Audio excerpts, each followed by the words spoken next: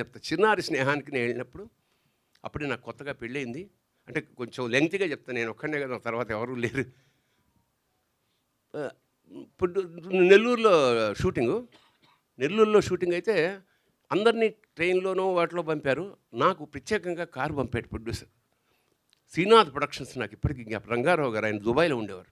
ఆయనకి కారు పంపండి, కొత్తగా పెళ్ళయింది వాళ్ళిద్దరిని రమ్మనండి నేను. మేము వెళ్ళాం. మాకు రూమ్ ఇచ్చారు. అయిపోయిందా?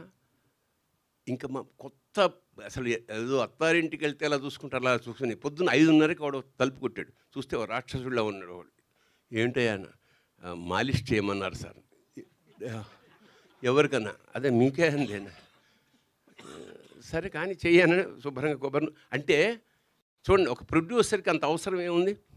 అంతంత చిన్న చిన్న డీటెయిల్స్ కూడా పట్టించుకునే ఒక స్థాయి ప్రొడ్యూసర్సు చాలా తక్కువ మంది ఉంటారు.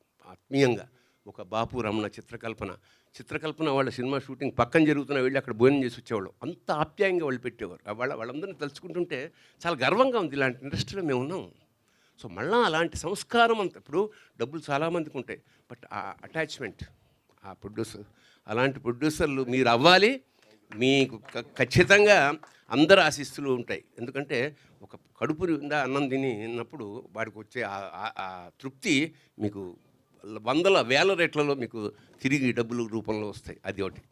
2, వీడి పట్ల ఉన్న ప్రేమతోటి మీడియా మిత్రులందరూ వచ్చి కూర్చున్నారు. ఖచ్చితంగా వీడిని ఎలా ఆదరించారో, నన్ను ఎలా గౌరవించారో వాళ్ళ అబ్బాయిని కూడా అలాగే ఆశీర్వదించండి.